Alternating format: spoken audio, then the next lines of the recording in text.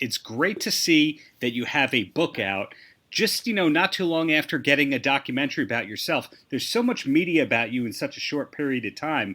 How long had it been that people were telling you you should be writing a book for? Well, I never thought about telling my story. I always was content with being the guy behind the scenes for over 25 years. But a film director named Bruce Stone from Stone Films, NYC, approached me, in 2014. And we met a couple of times because he said he wanted to do a documentary about my life because he found it interesting. And of course, my ego took over a little bit. And after a few lunches, I just thought that he would be a good person to tell my story. And we didn't want it to just be about music or heavy metal. So if we were going to spend that kind of time together, it really needed to be like a broad base of information for the viewer. So we talked about music, we talked about addiction and recovery, we talked about health issues and about thriving here, present day. So that took about 3 years. It finally came out in 2017. I don't know if I could cuss on this show, but Absolutely. Oh, good, fabulous. So the documentary is called Who the Fuck Is That Guy? The Fabulous Journey of Michael Alago. And when it came out in 2017, immediately Netflix picked up on it. And I was just getting thousands of emails and stuff from people that they had just seen it and that they loved it. And it's been so successful that we're coming up almost on 3 years being on Netflix. And just in recent months, Amazon Prime Video also put it on their channel. So as for the book, I wasn't thinking all that time. I wasn't thinking about a book. I was just thinking of doing press and promotion for the movie. But at some point, a company called Backbeat Books approached my agent, Lee a new agent, because I wasn't thinking about a book, Lee Sobel, and wanted to know if I would write a book. But half of my brain is like shot already. So I'm a bit of a scatterbrain, and I didn't think that I had the discipline to write. So I found 2 boxes of journals that I kept since I was like 15 years old. And those journals helped my brain to start remembering stuff from back in the day. Now, the early journals were nothing poetic. They were nothing like creative writing.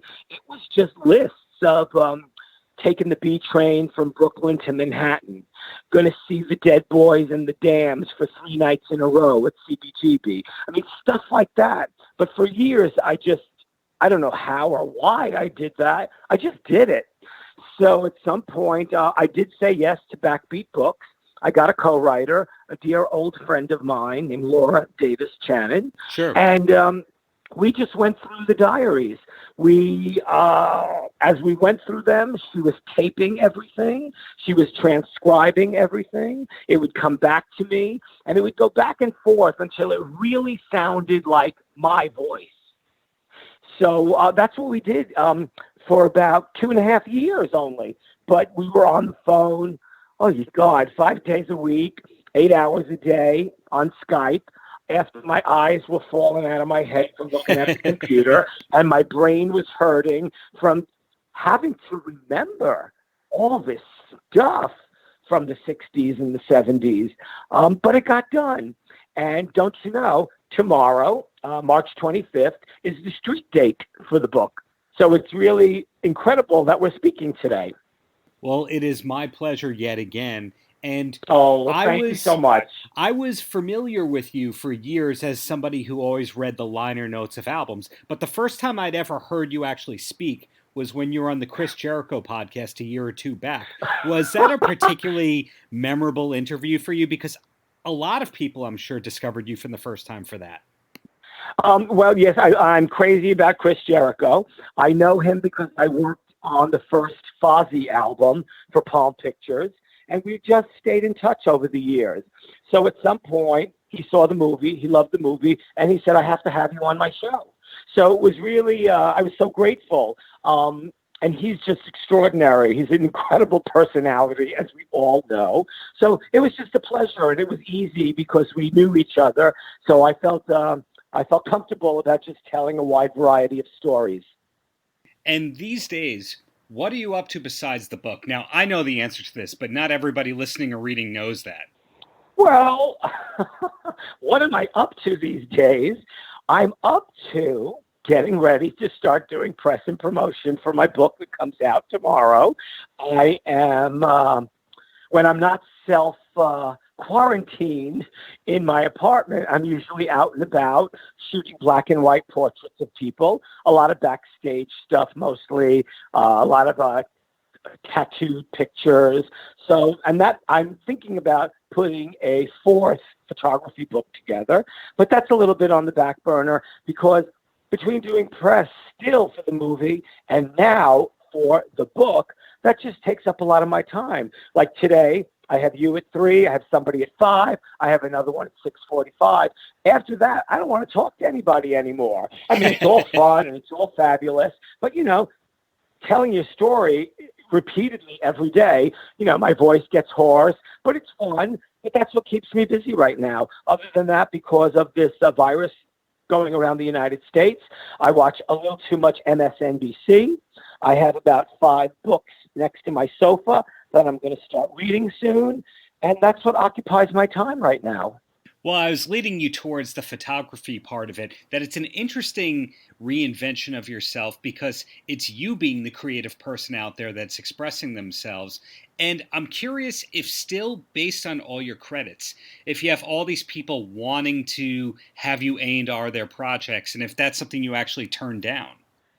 Okay, well, that sounds like a twofold question. The photography started to happen in a professional way around 2005. But I've been a person who's always loved photographs.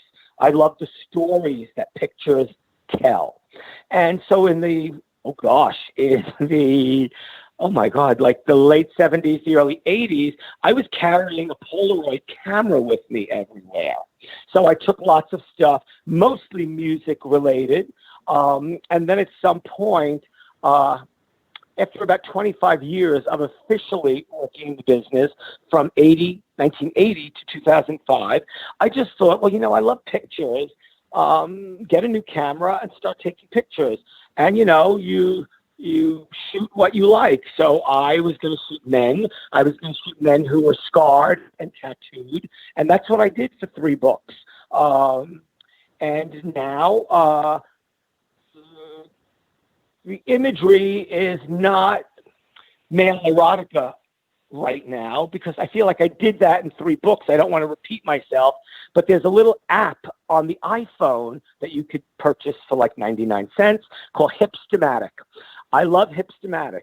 I use it for black and white portraits. I love that everything comes out like a square. I love anything in a square for some reason. So like I mentioned earlier, I'm just taking lots of portraits of musicians and backstage photographs or people with tons of beautiful tattoos and who look great. And it's coming along slowly because I have to find a new publisher. My German publisher doesn't put books out anymore. And so that's one of the things. And do people come along and ask me to produce or anything right now? Well, here we are in 2020. Not really, but I'm still going out all the time looking here for up-and-coming artists. As a matter of fact, this is a good example.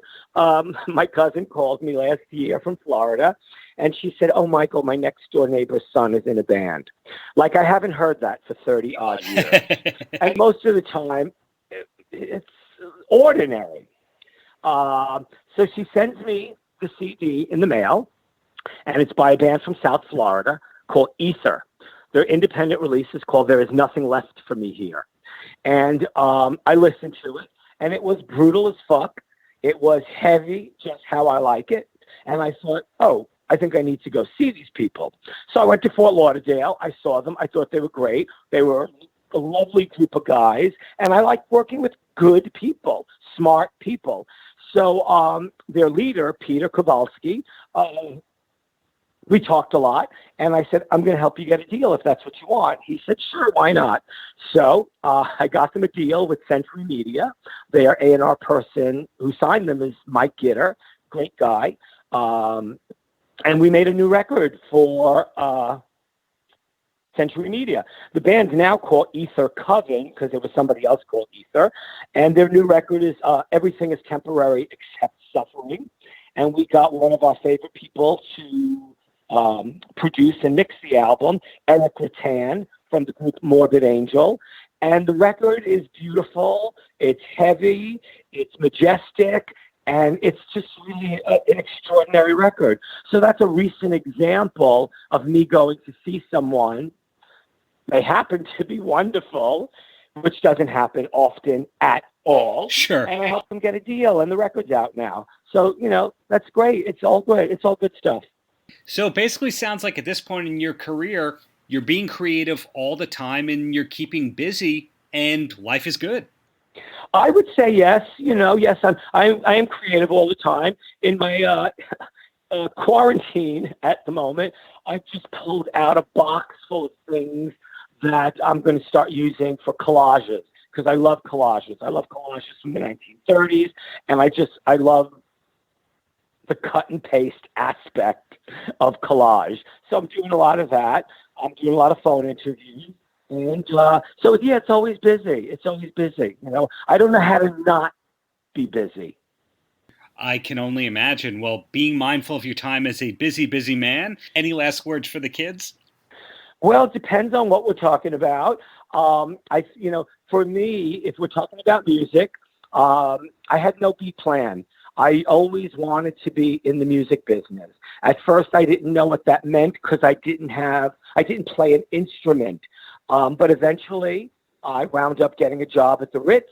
That led to, the short version is that led to me being at record companies for 25 years in the A&R department. I talk a lot about that in my book. I Am Michael Alago, Reading Music, Signing Metallica, Beating Death. I think if you have a focus in your life, stay true to your dream. Sometimes it doesn't work out 100%, but a version of that dream happens. And that's all you needed anyway. So stay strong and always tell the truth. Paltrocast.